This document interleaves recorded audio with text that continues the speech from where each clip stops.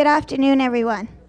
My name is Raina Flexhog, and I'm a member of the Council of Community Living Ontario.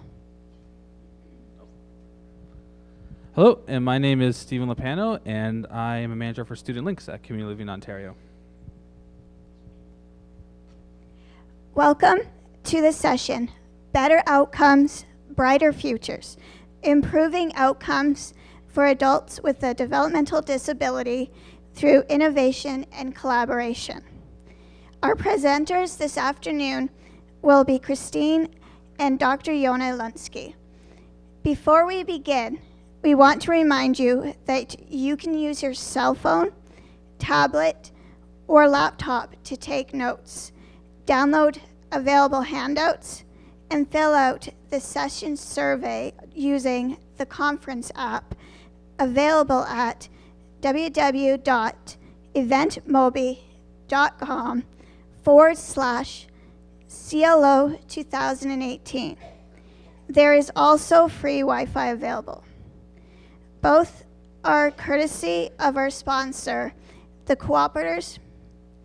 We hope you enjoy the session. This session is also being webcast and recorded, courtesy of CARF Canada.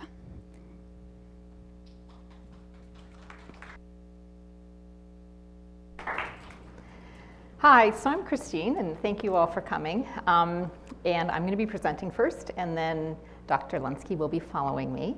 And so I'm going to do 2 apologies right up front. So the one thing is, it's me, not Rupert. But Rupert does want me to give his apologies and say he really wished he could be here. As you know, the House was recalled yesterday, which was a surprise to all of us. And it's not that we have anything to do with what's currently happening in the House, but as you can imagine, it is just sort of set schedules and timetables a little bit upside down and topsy-turvy, and so Rupert and the things that he was going to be doing got caught up in that, and so he couldn't be here today. So he asked me to convey his apologies. He really enjoys coming to this, and I think last fall was, I think, the first time that he had come to a CLO event and really enjoyed it, so he's sorry he couldn't be here. And the second thing is as much probably a spoiler alert as it is an apology. I'm not here to deliver news on behalf of my new minister or on behalf of the government. I really am here today, not just as a human, as Keenan acknowledged I was yesterday. It was a bit of a joke yesterday. We were talking about, don't forget that we in the ministry are humans as well, but just as a partner and a collaborator. And one of the reasons why we really did focus on the conversation and the topic of health was it is an opportunity for us. We don't have the answers at all within the Ministry of Children, Community, and Social Services. I need to get that straight. It is an example of where we do have to partner with our official partners in the Ministry of Health, but also then with health professionals within local communities, with people whose health it is, and with other people who have who will be part of social indicators of health and the outcomes of that. It was a bit of an interesting part. I'm happy to actually be here and speaking, and Rupert had joked when he saw the front cover of the CLO conference. He said, "So how much did you pay them to do a theme that relates to you?" I said, I have nothing to do with it, but barn raising is perfect, right? It's the idea of how do people come together. And in a barn raising, it is something that's very constructive. You are building. And everybody who's there has a specific role they need to play. And there's, of course, for barn raisings, often it's sometimes even in time of crisis, it's coming together to rebuild something after there's been a challenge, but sometimes it's to expand or to create something new. So it's an absolutely fabulous theme. I've had a lot of fun today. Although I did not line dance, Achy Breaky Heart is now stuck in my head for the rest of the afternoon. And I just came out of a fabulous session on playing with Lego. So for those of you who are in it, it was a great opportunity to be doing something very different in thinking. And I come out of conferences like this both thinking about the opportunities and also very aware of all the amazing things that are already happening within communities, which makes me feel both very humble, but also very happy and grateful to be part of a community of people who are so innovative and who can bring such great ideas together. Then this slide, I really want to just acknowledge that these pictures are from a campaign that HCAR did, and Yona is going to be speaking to some extent about what the HCAR project is, but then some other pieces. And as I said, we recognize that health and well-being are important for everybody, not just for people with a developmental disability, but I had the opportunity to listen to Yona speak yesterday, and one of the things that she said was that equal doesn't necessarily mean equitable, which is a lovely way of recognizing that it is as important for, but recognizing that people who have a developmental disability may have additional and specific challenges, and understanding that and understanding then what we can do is part of us being responsible. And we know as well that sometimes the challenges there are more complex, and that the way the systems, the way we, and I'm going to use big royal we, approach challenges sometimes creates inadvertent barriers. And this poster campaign that was done by H-Card, I think it's a couple years old, is fabulous because what it really does is put a human face, right? It's not just people. It's not just anonymous problems. There are people who have stories, and that's how it starts off. My name is, right? Here's who I am, and then acknowledging what is happening. And I'll talk a little bit more about some of the benefits we see in terms of the work that the H-Card Project and Yona's team has done about really putting human faces and hearing the voices of people. Part of understanding some of the statistics that we've been collecting is, actually since that H-Card has put together, if you want to flip to the next slide, thanks, is recognizing in overall health outcomes that there are some specific areas that we need to focus on. So these are 6 areas that we have some really clean data on it. Perhaps might be difficult for you in the back to see, but it's aging, emergency department visits, mental health and or addictions, the issue of multiple medications, chronic diseases, and cancer screening. So these are some specific areas that we've been able to look at and to focus on. And we know then as a result of this, that as results of the research that's been done, we have both the specific areas and we have some specific stats. So it gives us hard numbers. When you start thinking about what are outcomes, you now understand what are some key areas to focus on. You understand what are some specific hard stats about what the current piece is. And if you link it out to performance measurement frameworks, it helps us now understand where and could we all be working in terms of advancing and understanding this. And I'm not going to go into these specific pieces behind it, but more just to do this as an illustration of the value that we see in partnerships with organizations, with initiatives like H-Card and other health research pieces, is that it really does help us focus and understand so that when we go to our provincial partners, when you may be going to your local partners, that we can really see and understand what's happening. Next slide. The other piece that we understand when we come to promoting health and well-being is that there really are 3 critical time points that it's critical to be intervening in. And I am coming at this, I know I'm now from a ministry that does the entire lifespan from children, actually I guess we're not doing early years, but we are doing children, youth, up to adults. But that point in time which we refer to as that transition age when youth become young adults and begin switching from the pediatric system to the adult healthcare system, that's a key time to be understanding. We know that's a critical time for a number of other reasons as well. We also know then at the other end of the aging spectrum when people start aging into senior care. Keep in mind the statistic that was on the slide before, the point that people with developmental disabilities often have some age-related symptoms, perhaps that's not the right word, that may be appearing at a younger age. So just thinking about that as well. As aging isn't necessarily a number. Some of people, my 84-year-old father still windsurfs, so clearly aging is not related to an actual number. And then I think at the other piece is when there's a complex health situation. So understanding, and that can happen at any age, and it's as much both understanding the health situation, but what does that do for the surrounding ways in which the person lives. And I think the other thing that I've really learned, I've learned a lot from conversations with Yona, and because I sometimes say things like, okay, how do I get on the radar of health professionals? Like, why don't they understand? Like, what can I do to get in? And Yona has a great saying about talking about what is it to be seen and how do we understand what that means. And so that although people with developmental disabilities are a complex part of the population, they are still a relatively small percentage. And so people in the healthcare field don't necessarily regularly see somebody who has some of the complexities or may be communicating in a different way than they're used to.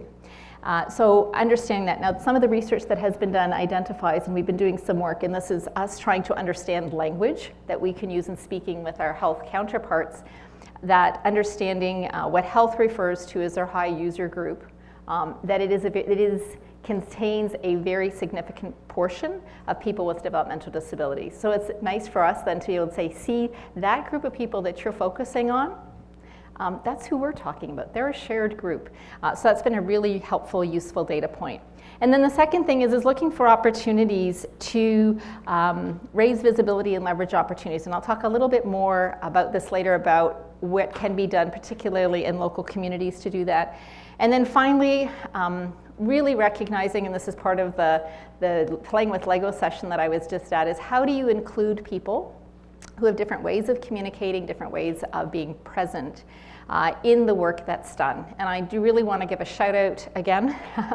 Obviously, I'm a big fan of the work that HCARD has done in terms of making people very visible and very present.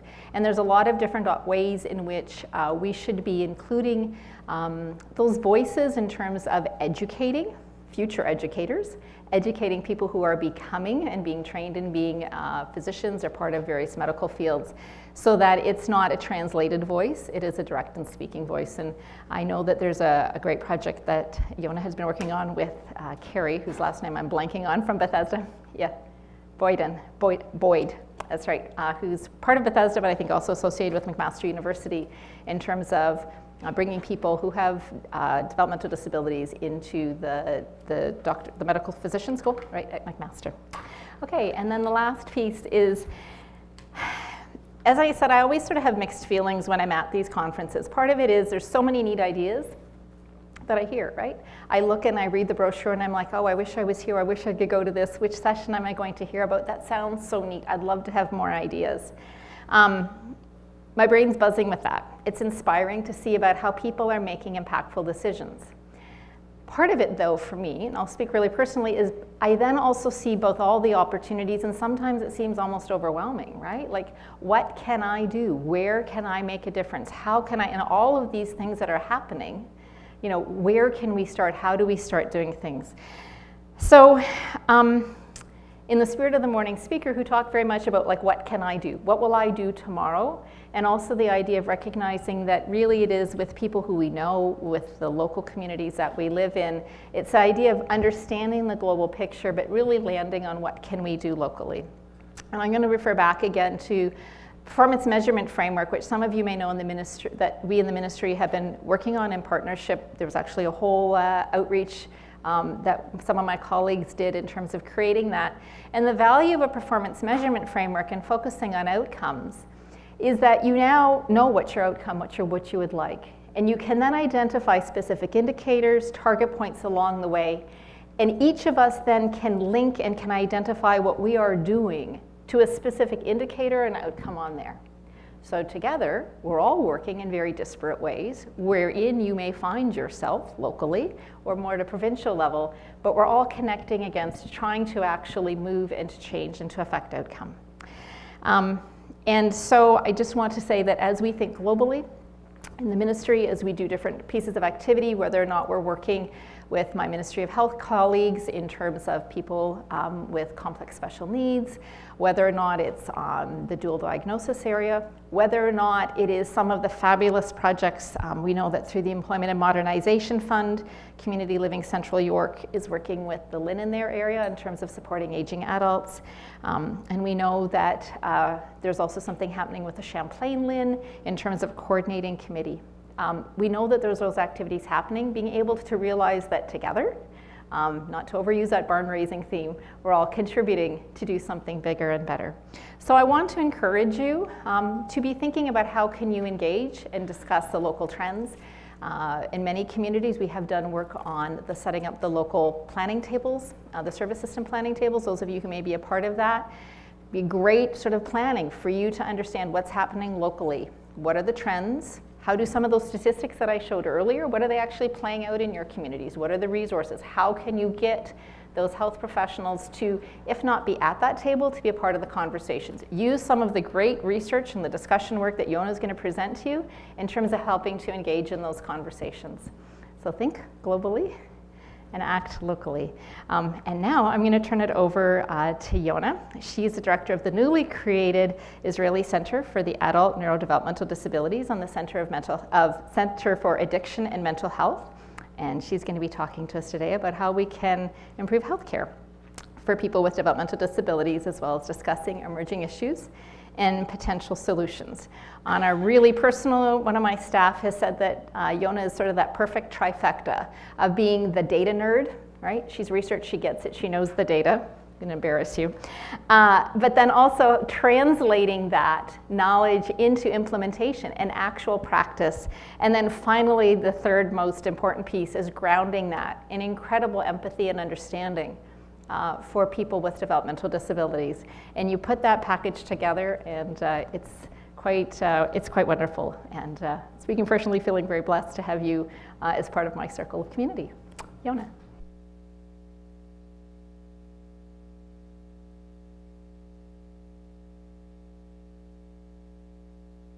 Okay. Can everyone hear me okay? Is my mic working? Yeah, so, and when we get to the video part, I might step in. Okay. So really excited to be here. Lovely to hear those comments. This is a really nice example, actually, of partnership, I think. And in fact, it's the fact that we get to talk together. It's not like we're strangers pretending we know what the other is going to say. We actually have regular conversations, and sometimes they're a bit mucky and a bit they're messy, right? These are messy issues, and we have to figure out how we can work through them together. So I was really happy to get the invitation to be part of this and talk a bit about my work. I don't feel like I'm being mic'd, but I'm trusting you can all hear me. Okay. So we're working together, and as it was just mentioned, this is all about a barn raising. So if we go to the next slide, I thought I better figure out what I'm doing in the theme of the conference, and it's barn raising. I'm so glad to be invited. I've never been to a barn raising before. I didn't know what to wear. I didn't know what to bring. You know, I thought, oh my gosh, here I am. I'm being invited to Community Living Ontario's conference. We're raising a barn. What do I do? So there was another thing I read, go ahead, and that said, you have to ask this question when you're coming to the barn raising: what tools will you bring to better your community? So I brought my tools. They're over there in a pile, and if I was really smart, I would have had them over here, and I would have gone like that. But I think, now I hear the mic. I think when it comes to raising some kind of barn, if we were doing a barn raising about healthcare, there are lots of things we might bring for that. But even, I would argue, if we're raising a barn for any purpose, just for community building, period, if we don't have health, we ain't coming to the barn raising, right? Like maybe if you don't have a job, but you've got some equipment at home, you can still show up to the barn raising. Maybe if you're feeling a bit isolated, you don't have a lot of people who can build with you, you still come to the barn raising. Maybe you can only come for part of the day because you have to go back home and do some other things. Like a rock singer, you know, like I can perform while I give the talk. So so I'm going to talk about different kinds of healthcare tools to bring. Because I think healthcare is essential to community building. But I had this thought, you know, like, why is it? I've lived in Toronto almost my entire life, and as a grown-up working, I've been working in Toronto now for about 20 years. I've never been to this conference. Why have I not been to this conference before? Why is it if I work in healthcare that I'm not part of a meeting like this? What is going on? Why is it that I'm talking about things that to some of you might feel a little bit new? And I thought, well, I think we have to examine our history a little bit and understand where things are coming from to know why it is that there's this kind of separation between what goes in health and what goes on in terms of community living. So I have 3 photo images I'm going to share that I think start to get at this issue. So the first one is highlighting that historically, and nobody knows this better than the people in this room, if you press enter, in the past, we don't see them as in healthcare. We would not see people with developmental disabilities because they weren't part of our healthcare responsibility. They weren't part of our community. They were somewhere else, right? And there were a few healthcare providers who worked in that somewhere else, and they saw them all the time, but nobody else was seeing them. Now, one important thing to keep in mind is that when you go to see your doctor today, that doctor was trained at a time when this was going on. So what that means is the people who are teaching healthcare right now were trained themselves at a time where they were not seeing this population in the community because they were somewhere else. Okay, so that's part of our history. It's a very painful history. If we go to the next slide, I include this image. This is from Rideau Regional Center. It struck me when I found it in the archives because of how young the children look in that image. And I looked at the year, 1972, and I looked at the size of some of those children, and I had this kind of aha moment because I realized that my own sister could very well have been in that photo in terms of the age that she was at that time.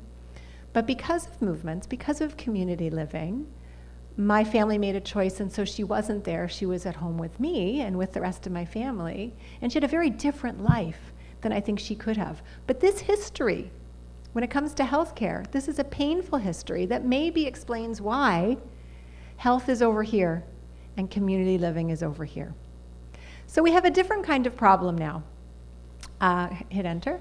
And it is still a kind of invisibility of people who have developmental disabilities, but now the invisibility is that we don't see them. So as healthcare providers, we don't notice them, even when they're part of our healthcare system, even when they're in our family medicine office, in our hospital, in our emergency department. People don't usually come in with a big label. Hi, I have a developmental disability, right? We don't notice that we need to provide our care in a different way, that we need to slow down, that we need to provide additional resources. When we look at our numbers and somebody goes into their computer system to say, is this population, is there an issue here with emergency departments? Well, I don't know, we don't write anything down about it. So we don't see them, we're not capturing the numbers, we're not capturing the stories, we're not changing the way we provide our care. Okay, and the other really important point about that is that there are some situations where we do want to get noticed. Okay, so you talked about the sort of equal is not the same as equity, right? So we don't want to give equal care, we need to give the right kind of care given the situation that anybody is in at any time. And if you have a disability and you need particular kinds of accommodations, you want that care. Well, in healthcare we don't get noticed, but if I'm going to Canada's Wonderland and I think it's going to be really hard for me to wait for a ride, what do? Has anyone taken advantage of that process at Canada's Wonderland? What do you do? Well, the thing about that is that, you see, when you have a pass that doesn't get you to wait, then you can use that. Exactly. But the thing is, Yeah. to be a person waiting in line, you need to be patient. Because patience is a virtue. Yeah. Okay, so I'm going to pick up from there. So you're talking about that you have to wait in line at Wonderland. And for some people, that's no big deal. For some people, that is really hard. And Canada's Wonderland has something they do. They make an accommodation if you have a very hard time waiting. There is a reason why you're going to identify that you have a hard time waiting and you need extra help when you're going on your rides. And then you get to go to the front of the line, or you know what time you're going to go on your ride, and you have a good experience. But if that's not going to happen in healthcare, right? If making it known that you have unique needs or that you have a disability means that they're not going to give you the care you need, means that they're going to tell you to go home and ask somebody else to take care of it, why would you want to let them know? Why would you want to be seen as someone who has a disability who needs extra help? It's So, because sometimes when you feel like you want to be like in front of the line, when it's a very long lineup, then you still got to be patient because you still it's have a to very wait. big virtue. Yeah, patience is absolutely a virtue. So what I'm going to do, I'm going to ask if I can get through some more of my slides, and then we're going to have a lot of time for comments. It's one thing, Morgan, okay, and then we'll keep going. Go ahead. I was just going to say it's because doctors dismiss the developmental aspect. You don't look autistic. You don't look like you have a developmental disability. Right, so there's also... We all do. Yeah, so there's a lot of issues in healthcare where even though we're all using the same healthcare, maybe we're not getting the services that we need at a certain time. So in that way, a disability can be invisible in healthcare. Okay. So I'm going to keep going, and then when I take a break after I get through a lot of the slides I have to say, if I forget my slides, I'm going to forget what I'm saying. So I'm going to keep going for a little bit, and then I'm going to have time for more discussion, okay? So those are two kinds of invisibility, and here's a third kind of invisibility, is what can happen. Christine, you explained so nicely all of these different types of healthcare problems that can happen. So I put a bunch of them in words there. And sometimes what happens in healthcare is we see the problems, but that's all we see, right? So we don't see the people who are coming to us, who are people who live lives, who live full lives and have lots of important experiences, good and bad. We miss that and we just see the problems. So that's another kind of invisibility. And we need to address all those kinds of invisibility if we want to make a difference when it comes to good health. Okay. So the question is, what do we do? So this quote here, I'll read it. When all is said and done, a lot more is said than done.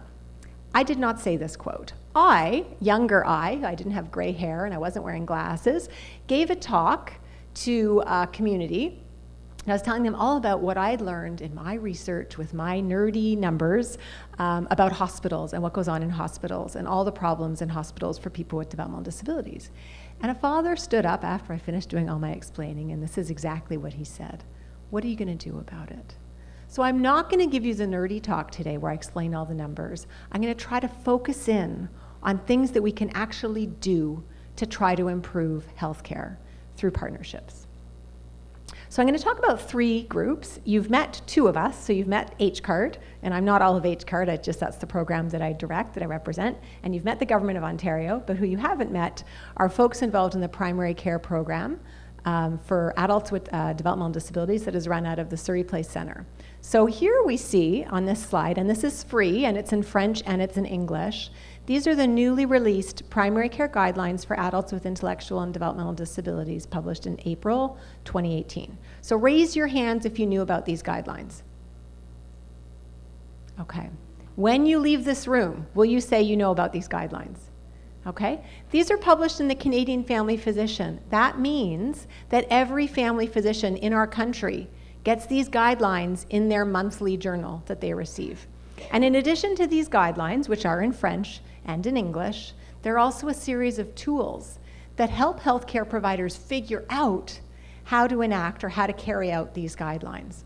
And this is work that's being done, similar to HCARD, in partnership. So with funding that's both from the Ministry of Community and Social Services, that former ministry, the adult side, as well as the Ministry of Health. And it's an effort that I actually got involved in before I was even pregnant with my third child, who is now turning 13. So I'd say that we've been working on these guidelines and updating the guidelines and training people to use the guidelines for about 14 years now. Okay. So what I want to do now is I want to show you the video about HCARD, which really is an example of bringing together the policy side of things, the primary care guidelines side of things, and research. And so I'm going to step over because it's a little complicated to remember to figure out how to do this part. And I'm going to go here, and it is not this video, it's the other video. So I'm just going to go to this folder, I think. Yeah. Can you guys hear it? What do I need to remember to do for the volume?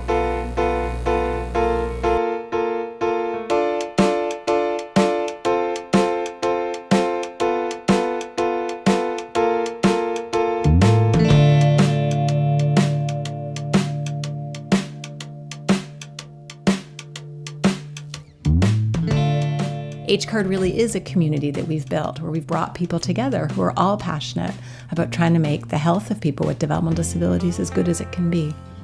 Hi, I'm Andrew. I'm a postdoctoral fellow at Women's College Research Institute. Yeah, I'm one of the emergency physicians here at Sunnybrook. I'm the patient care manager. I'm an assistant professor at the University of Ontario Institute of Technology. I'm a clinical educator. I'm the director of research, evaluation, and education. Family doctor. Occupational therapist. Service navigator. An RN. So at the heart of the work that we do are the people with developmental disabilities and their families. They are not as healthy as everybody else. They have a harder time accessing healthcare, and our healthcare system and even the research that we've done in health has tended to ignore them. and their needs. We know lots of things anecdotally, as I said, that we are given stories over and over about problems in the system, and we don't know how representative those stories are. And that becomes particularly problematic, again, for a population of 66,000 and an overall population of over 12 million. It's the needle in the haystack. I think we talk a lot now about patients first, listening to the voices of patients, but this is one group of individuals who have not been at the table. If they don't actually discuss about health with disability, like with actual people with disability, how will they know how to take care of us and the needs we need to stay healthy?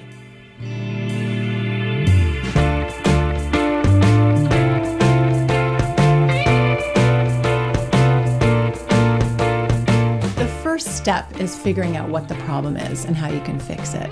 What's exciting about HCARD is the different ways that we answer questions. So sometimes we take like a really big lens and we study what's going on with the whole population.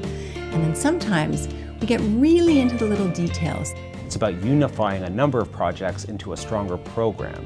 And I think it's when you put all those pieces together from all the different projects, the big picture, the little picture, and then you come up with really exciting solutions no one would have thought of otherwise. I'm the father of a wonderful young lady who is now 26 years old but suffers with significant mental illness issues as well as developmental delay.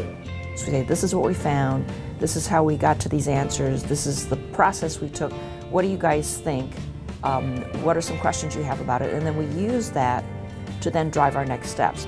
It's about transforming that knowledge into solutions, potential solutions, and trying to see how we can improve the care, because just knowing it's not good enough. And even just like one small tweak in the system, in the policies, in the attitudes of someone who makes a difference, if that can change a lot, that's really awesome. And it's the kind of thing we can only do if we're all working together. I wanted to do this project to show doctors and nurses how to talk or act around people like me. And my advice to all of you doctors and nurses, let's create a world where everyone belongs.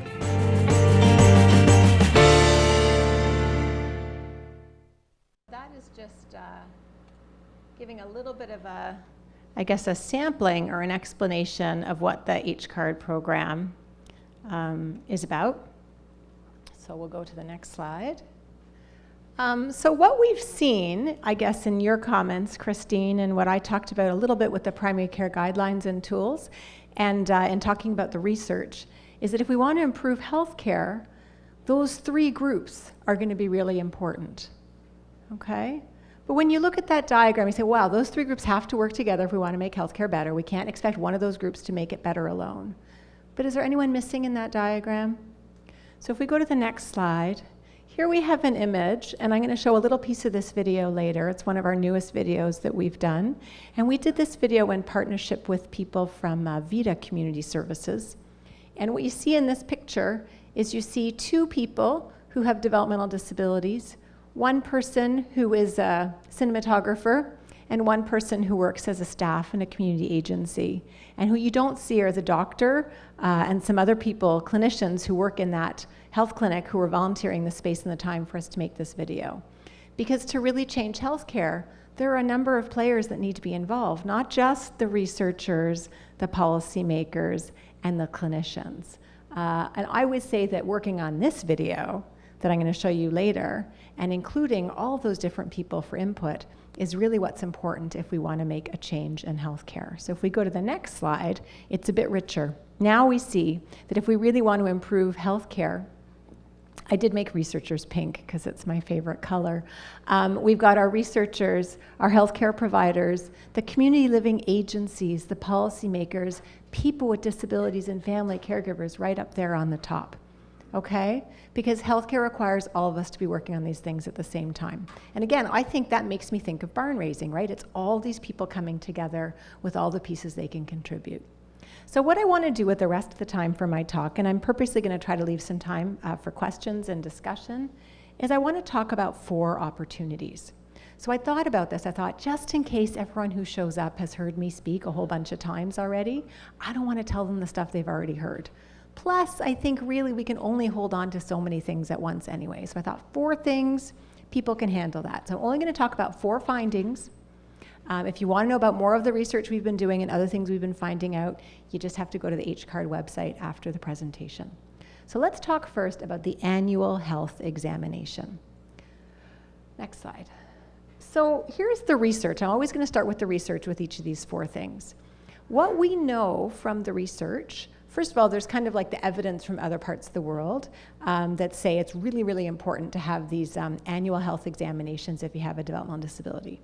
But if we look at what happens for people with developmental disabilities here in Ontario, and this is using the HCARD data of the 66,000+ adults that we studied, we see blue bars and red bars. So the blue bar is telling us how many people, what percentage of people with developmental disabilities in 2 years had at least one annual physical exam, okay? And we see about 22%. How many people without developmental disabilities had one? Tiny bit higher, 26%, okay? 2-year opportunity for this exam. It was not happening, okay? Now what's important to realize, even though the red bars are a little higher than the blue bars, it's actually, there's no evidence suggesting that that annual health exam needs to happen for everybody. But there is evidence suggesting that it does need to happen if you have a developmental disability, because you may not be able to point out right away the small problems that are starting to happen, and you focus on some of the bigger problems or the problem of the day, and you forget to look at the whole body head to toe, and you miss out on opportunities of identifying things. So this is really concerning. So here, what I'm showing is part of our guidelines that I mentioned from the Canadian family physician, looking at recommendations based on evidence, including the evidence I showed you. So the recommendation here, and this is all available on the Surrey Place website, and I think if you go to the app, you can see like a little summary with links to a lot of the things I'm talking about today, is there's a recommendation that we need to perform this periodic comprehensive health assessment using the guidelines, and that these should be happening annually. Okay? And then what goes with that is that we need to actually not only do this exam, but reach out ourselves as healthcare providers and invite our patients to come in to have that kind of periodic checkup, right? We don't wait for them to come to us. We need to be inviting them. And we need to then develop an action plan about what we're going to do based on all the things we found in that exam. So if we use these guidelines, we see how strong the evidence is, so how strong the recommendation is. We can read some background on it, and we can look at the different types of knowledge that have contributed to that guidance. So I've shown you some research. I'm showing what the clinicians are saying in terms of the best practice or the recommendation. What else do we do with that information? So here I'm going to show you an example of how we actually put that into practice. Guidelines are great, but sometimes healthcare providers who, remember, were trained by people at a time when we had institutions, don't necessarily know how they're going to get this done, right? So we need to think about what tools do they need if they're going to be calling up people and telling them to come in for this exam. First of all, they got to be able to find the patients who have these disabilities in their practice. And then they have to get someone from the front office to make a phone call that makes that patient feel good and not scared and not confused, inviting them in for that visit, right? And we have to book the right kind of room.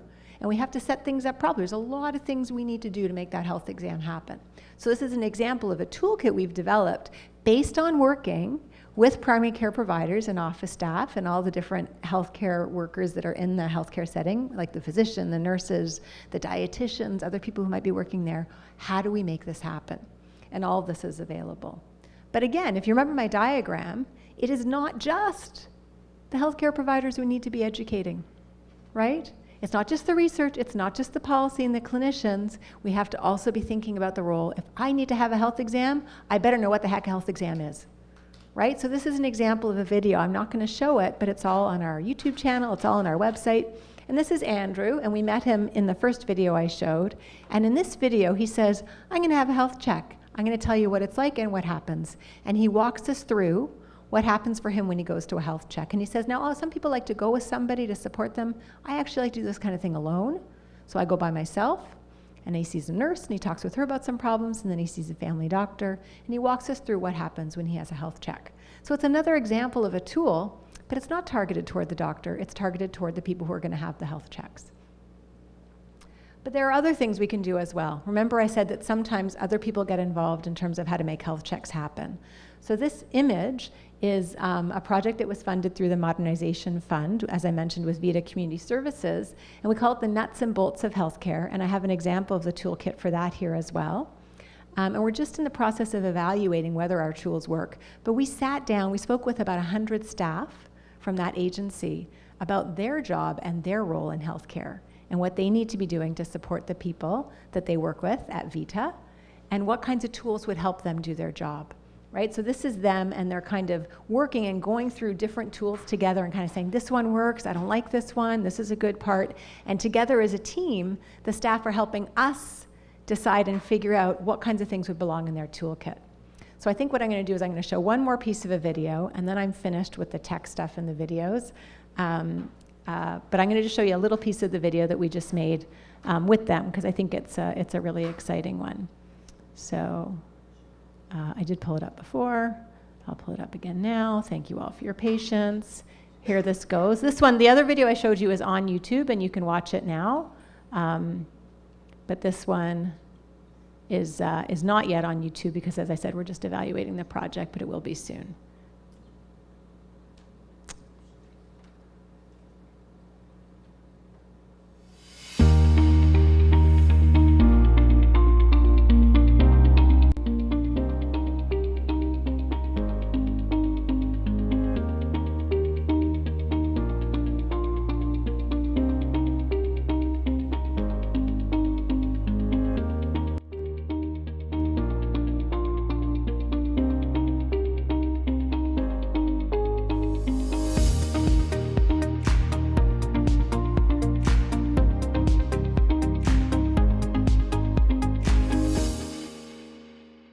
It's hard when they don't include the person I'm supporting in the doctor's appointment. They might not make eye contact with the person I'm supporting while talking about them.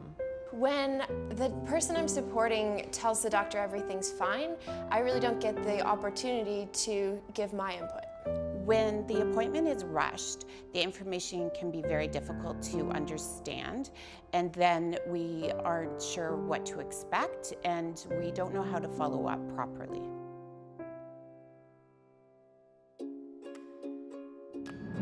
Doctor's appointment can be so stressful for everyone.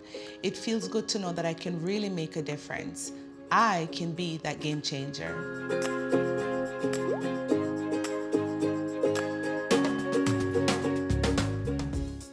He's gonna need your health card to get you checked in. Okay, you're right on time. You could just have a seat. Thank you. Is there a quieter area that we could sit? Sorry, we don't have a room available right now, but maybe it's a bit quieter in that corner. What do you think, Julie? Yes. Okay, you wanna get your bag? Yeah, can you help me, please? Okay, sure, Thank no problem.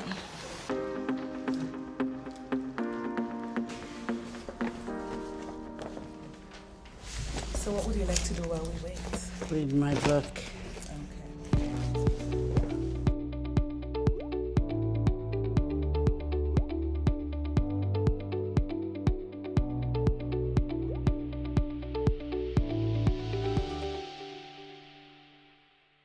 How's the noise level so far? It's okay. Yeah, okay. Julie, you're Not next. staff in terms of their role. So going back to the talk, we are on this slide from current slide. Okay. So this is just an example. One thing we learned in working with Vida is that they have a form that they get filled out every time they go to a doctor's appointment.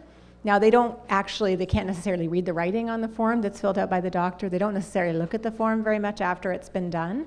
And the person who the form is about is not actually very involved in terms of the form being filled out. So one of the activities we worked on, and we've been working on this in partnership with the folks I was talking about from the primary care program, is we're looking at what are the essential elements, what does somebody with a disability need to prepare for and bring in when they go to the doctors to make that an effective visit, and what information does that doctor need to communicate back out to that person as well as the people that might be supporting or with that person, to make sure that what happens after the visit works out as well. So we're looking at some common kinds of information that would be useful for this kind of visit. And if anyone's interested in looking at how we're developing that kind of form and giving their feedback, or thinking about how it would work for them if they went to the doctors, or if they took somebody to the doctors, I would love to hear from you. So we just keep talking and sharing this and making it better and better the more people we talk to.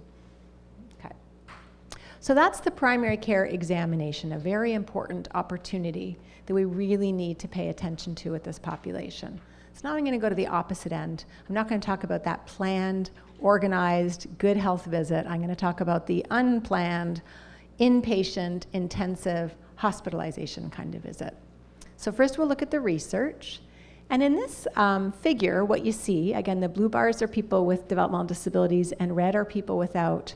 The two bars are about the same height when it comes to primary care visits, okay? So they're similarly likely to go see a family doctor. But when it comes to going to the emergency department or getting hospitalized, we see that people with developmental disabilities are more likely to have that happen than people without.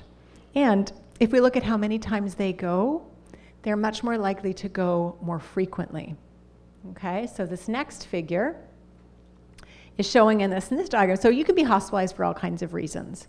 But one thing people think about in healthcare is whether you're hospitalized for something that could have been prevented. So we call it a preventable hospitalization. Okay, so for example, if you have diabetes, if your diabetes is managed well in the community, you would not go to the hospital for it. Okay? If you had constipation and you do what you're supposed to, you don't usually get hospitalized for it, right? So these are things we really want to watch out for. And if you look at this diagram, what you're going to notice is the blue bars are way taller than the red bars. And what that means is that if you have a developmental disability, you're way more likely to get hospitalized for something that could have been prevented if we gave you the right care when you needed it in the community. And then this last diagram, it's sort of like a couple of words, couple of images, is again talking about some research specific about not just going to the hospital, but going to the hospital and within a month after you've left the hospital, coming right back. Okay, so again, this is an indicator they're very interested in the health sector because they want to try to make sure when people leave, they stay out, right? Sometimes you have to come back, but hopefully you don't have to come back that quickly because it means maybe we didn't do a great job planning your discharge so that you'd be successful in the community. And for anybody who's had to go back to hospital really quickly after leaving hospital, you know how difficult that can be, right? So it's really something we want to avoid. But it's much more likely to happen if you have a developmental disability than if you don't. So in terms of guidelines, these are some examples of how we've used our research that we've been doing, not only to inform policy, but to change practice. So here we see some examples of guidelines of things we need to do in healthcare. So as an example, if you go to the emergency department, there's a guideline here that as that family doctor, you want to make sure you've seen that patient who was in the emergency department, especially if it was for some kind of difficult behavior or some kind of mental health issue, to talk about what happened, why you went to the emergency department, and how to plan. So that if you go back again, because it's likely you might go back, we can plan for something smoother that's more successful, or we can avoid having to make that repeat visit. Okay. And then here is an example of how we take the evidence and we take the guideline and we put it into practice. So just like we made a toolkit to help doctors doing those health checks or those periodic health examinations, we have a toolkit, we have videos, and we have different strategies and things to help people in our hospital emergency departments give the right kind of care. So all of this is available online. All the videos to educate the emergency staff available online. You can use that information in your local community to try to improve what happens if somebody with a developmental disability is going to the emergency department. I'm not going to show this video today, but you can see it's a pretty intense expression on Victor's face. Victor, I think all the actors who've been in our videos are amazing, but Victor always makes me cry when I watch this video because he is so distressed. He's acting as someone who got taken off a bus because he was being disruptive on the bus and brought in by police into the emergency department. And this doctor is not doing a very good job of trying to calm him down. And all Victor wants to do is go home.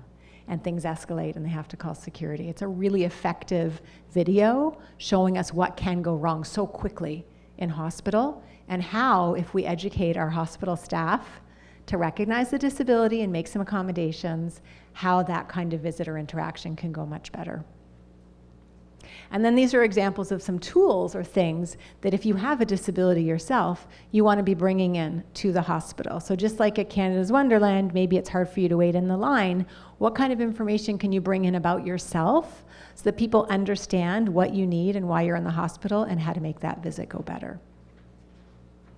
Okay, so we've talked about annual health examinations, hospitalizations, and now we're talking about medication. Okay, so first the research. This is based on information we gleaned from about 52,000 adults with developmental disabilities in Ontario who, because they have ODSP, their medications are paid for, okay, through the government. So what this tells us is that about 40%, so that's 2 out of 5 people with developmental disabilities on this particular day were not taking any medications, which means 3 out of 5 were taking at least one medication. And about 20% of those people, so that's 1 out of 5, were taking 5 or more medications at the same time. Next slide.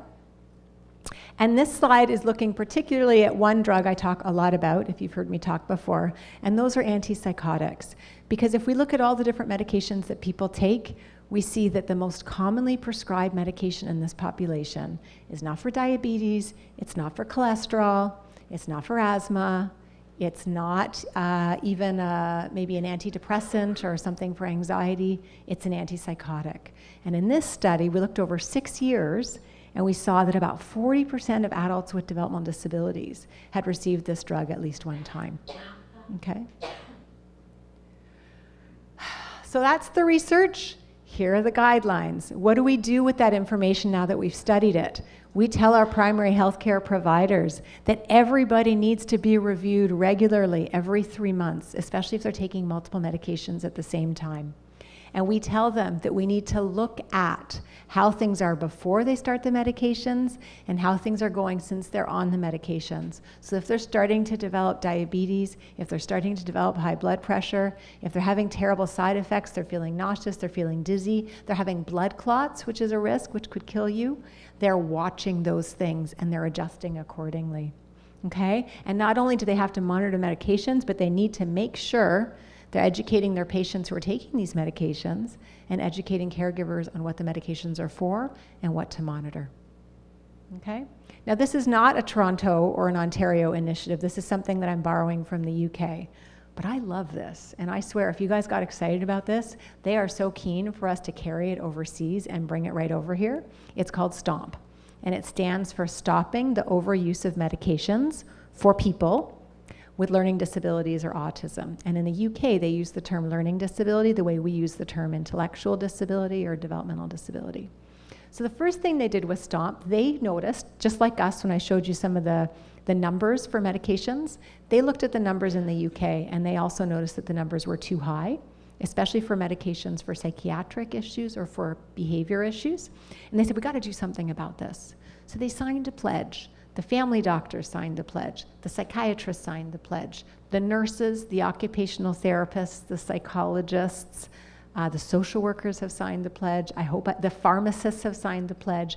And they've all said, we are committing to stopping the overuse of medication, to monitoring what happens with medications, for thinking very carefully about when we start a medication, for making sure our patients understand why they're on them, what they need to be watching for, and we all have to work on this together. Next slide. It didn't stop. It started with the colleges, all the professionals, the healthcare providers making a commitment. But then, and this is really cool for the community living movement, the community organizations that were providing day-to-day services, they also signed a pledge. So VODG is the agency kind of in charge of this, and they have developed a whole bunch of resources for community agencies, and community agencies are signing up and they're saying, I commit. This is important to me. I'm going to stop this. These are all the things that I'm going to do. And there's a checklist, and there's all these resources and things at a community agency that you can use, not to necessarily, this is very important, not to take everybody suddenly off of all their medications. That is a terribly dangerous thing to do. And there are many people who are taking medications for very good reasons, and it's really helping them, and they're being monitored, and they're doing well. But there are some situations where people aren't being monitored as well as they could, and that's what we want to be targeting. Okay, so the community agencies are coming together. They have resources for families. They have easy read resources for people with disabilities that explain what the medications are about. And then they're sharing information. They've got this huge community sharing information with each other about what they're doing that works, why it works, and how other people can do the same thing. And I think there's enough evidence here for us to be doing some of this work here. Okay, so can you remember the first three I've covered? Periodic health examination, hospitalizations, medications, and I'm going to talk about the last one, which is constipation. I had to save that for last because if I started with that, everyone would be like, what? This is on constipation? But now you guys are ready, so I'm going to talk a little bit about this. And it's very serious, actually. So you'll remember I showed this slide before, and this was the one where we talked about hospitalizations that could be prevented. Well, in the general population, we talk about things like diabetes. But in our population, we also have to talk about constipation. Because not in the general population, but people with developmental disabilities do get hospitalized because they're constipated. Okay, they don't know necessarily when they start to get hospitalized that the real reason why they went to the emergency department was that they were constipated. They might think it's something else, and then they figure out it's constipation. But if constipation goes on long enough, it is incredibly painful, and in fact, it can be lethal, and I'll talk about that in a few moments. This slide is showing the different types of medications that people with developmental disabilities take. So I didn't show this slide before, I'll show it now. The red bars are for psychiatric medications or medications given for behaviors, and you see that the longest red bar on the bottom is antipsychotics. They do constipate you, okay? And the blue bars are for other types of medications. So we do have the top bar are cathartics and laxatives. So those are medications, the laxatives that we'll be giving for constipation. But the number of people taking laxatives can actually be much higher than that. Because if you're taking something like Metamucil, for example, or other kinds of things to sort of help you with constipation that are not prescribed, they wouldn't be showing up here. Okay, so that's the evidence. How do we take that evidence and put it into care practice? We make a guideline about it. So in our primary care guidelines, we see ask about bowel movements and use bowel monitoring charts. Okay? It may seem kind of obvious, it may seem kind of silly, but it's not. Okay? Anyone here who's ever had a baby or a puppy knows how much careful attention they pay to what comes out. When it comes out, the color, the smell, the size, the frequency, they watch very closely. I had 3 kids, I know this. Okay? But once you hit the age where you're toilet trained, we don't watch that much anymore. Okay? And as adults, we don't have a lot of conversations until we get much older about our poop. But any of you who've ever had a problem know how much it hurts. Okay? And you don't need to necessarily talk to someone else about it because you might know a few strategies of what to do. And if you don't know, you might look it up. Okay? But imagine if you don't talk about it, you have that problem, your diet's not great, you're taking medications, you're not that active, okay? And you don't know that you can talk about it, and nobody's asked you how often you're going. And you don't have a very good memory, and you don't keep track about how often you're going. And you don't look what comes out in the toilet, okay? This is very, very serious. Next slide.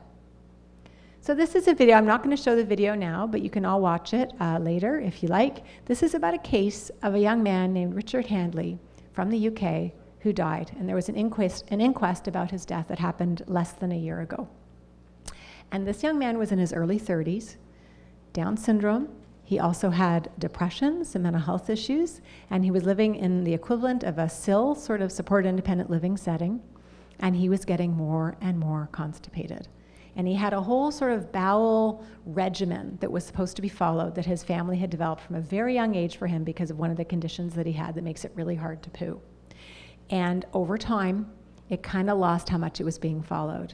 The family didn't know this. Richard couldn't speak up for himself to say it wasn't being noticed. And he was getting more and more of a problem until when he finally went into hospital, his belly was huge. He looked as though he was pregnant. There were over 20 pounds of feces inside him.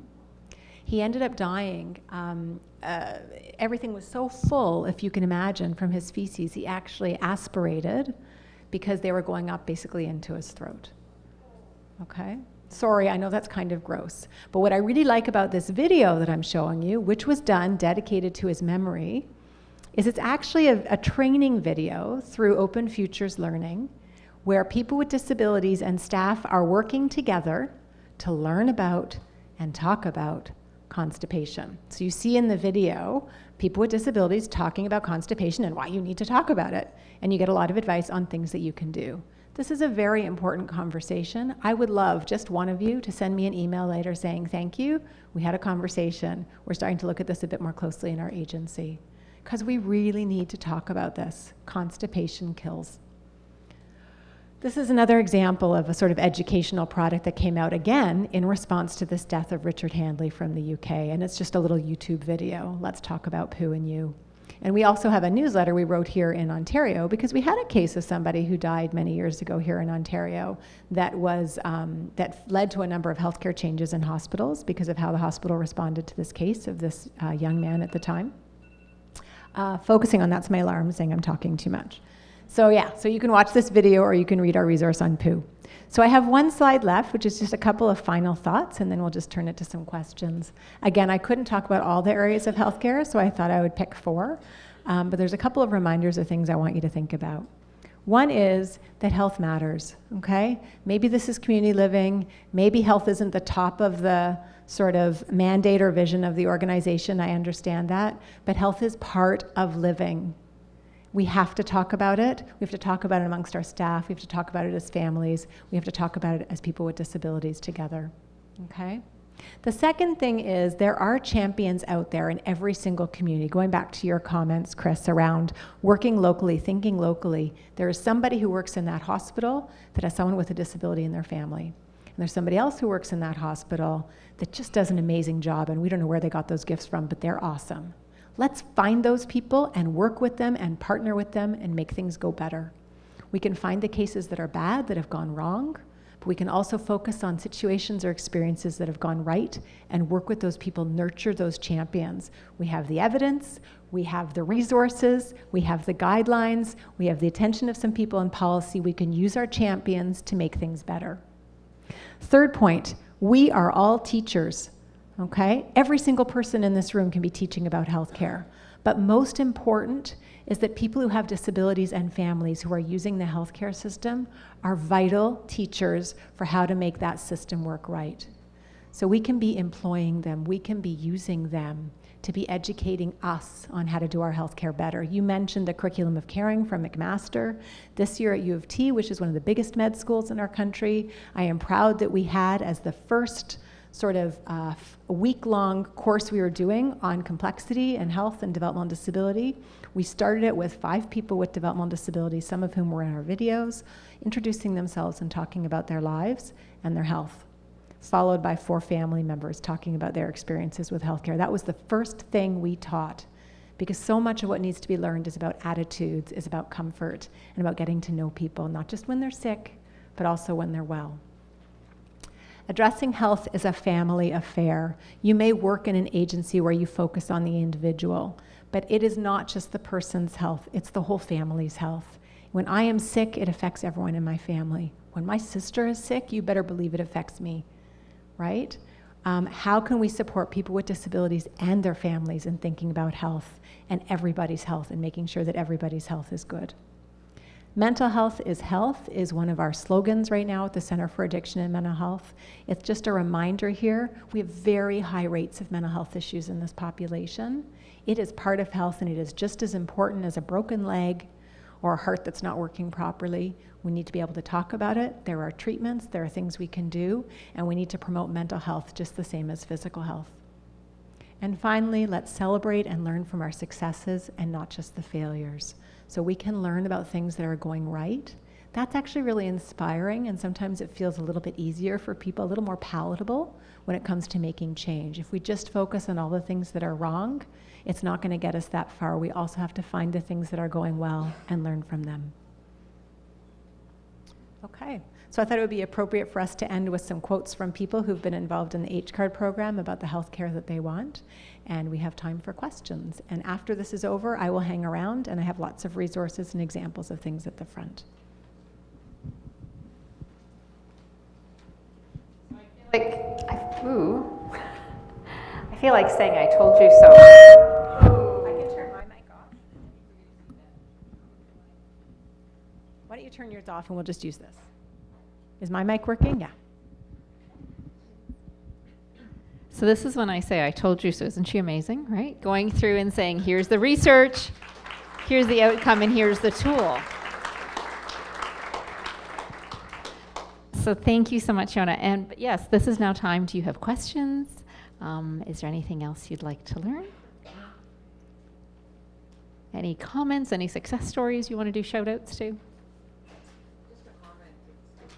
Sorry, I'm going to have to hand you the microphone because we're webcasting. Oh, okay. Just a comment. It struck me how this is not hard. This is so simple. When you break it down like that, like it's not hard. It's doable. Yeah, I think so. I think that's a great message or motto for people. And I think when we say that together, it's a lot more powerful than it's just one of us saying it to ourselves. So, other comments or ideas? I do apologize. I know I spoke for a bit too long. I'm sorry. Yeah. Thank you. The issue of working with hospital staff has certainly worked in our family. My son, I think, is in for surgery in a couple of weeks, and I think it's the 20th for this particular. It's not a difficult thing. It's just he has to be fully. He has to be under general anaesthetic because he develops stones in his bladder, and constantly he has a factory working, making stones all the time. Now we live in a small rural area, so it's a small hospital, but it's been unbelievable over the last 18 years what support we have at the hospital. Virtually everybody at the hospital now knows Ian, and of course they know what his problem is, but the specialist always reminds his staff to book the same anaesthetist every time so that there isn't those difficulties to overcome. It's been just incredible what they've been able to do, and it's all by actually working together and doing it. It's a beautiful example, and the importance of, of highlighting that, of letting that Lynn know how amazing that hospital has been with Ian and why, and celebrating, because it may not be that every single person, it may not be that the CEO of the hospital knows, right? And that's an important story to get out there about that hospital and to show other hospitals how it can be done. Yeah. I can take the mic, yeah. Okay. I'll be your microphone. My story's a very different story. We have a problem in our town keeping doctors and it's a small town, getting enough doctors.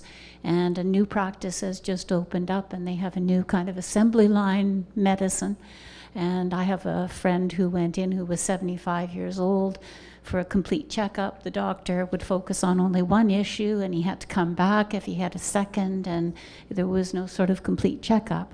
So I'm wondering where you would ever find a doctor these days who would spend the time with someone who has a developmental disability,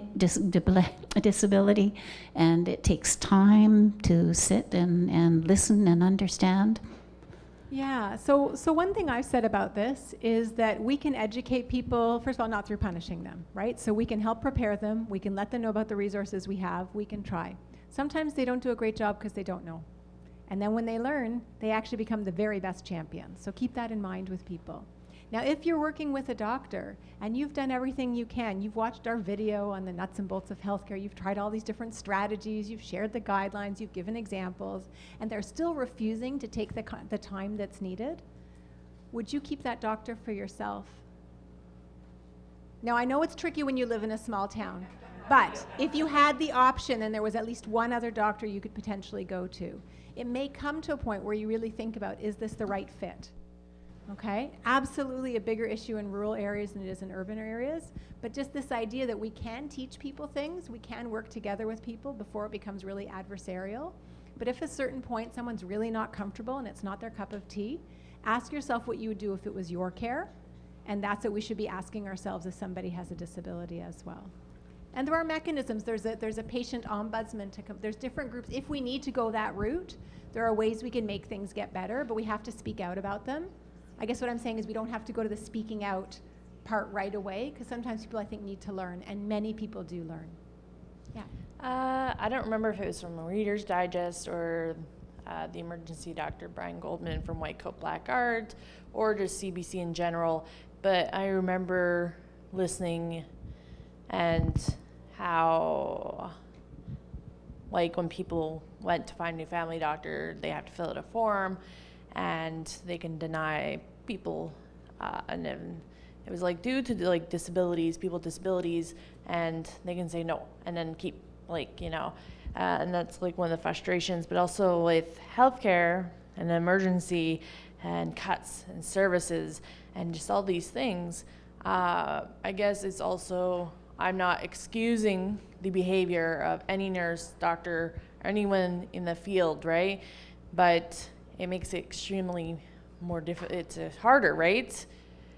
So I guess I'm just wondering, like what can be done with all these cuts? Yeah, I mean, I think what you're getting at is that we want doctors to be compassionate about us as patients, but it's helpful if we can also be compassionate to understand some of their limitations and things that are making it hard for them, because then we can start to figure out how we work on this together, right? Yeah. And I think there are things that can be done. I think if we try to change everything and make everything fantastic, we're probably going to lose if we start that way. But if we think about how we can make things a little bit better, if we have examples of things in our hand, if we have our barn tools, right here, here's a little easy piece we can try, and then we have a success with it, then we're more likely to try something else. There are strategies out there. A lot of people in this room know different strategies. If we could be sharing that information with each other and working together with those struggling healthcare providers, I think we can start to make some differences. So.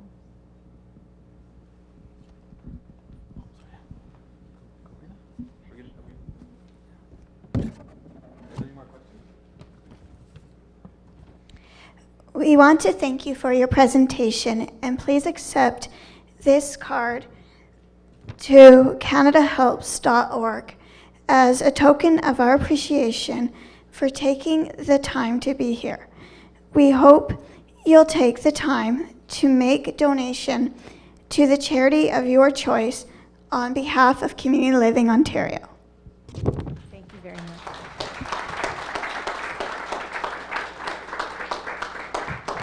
And just to say, we did leave a little survey that we passed around. If you filled it out, leave it on your chair and I'll pick it up.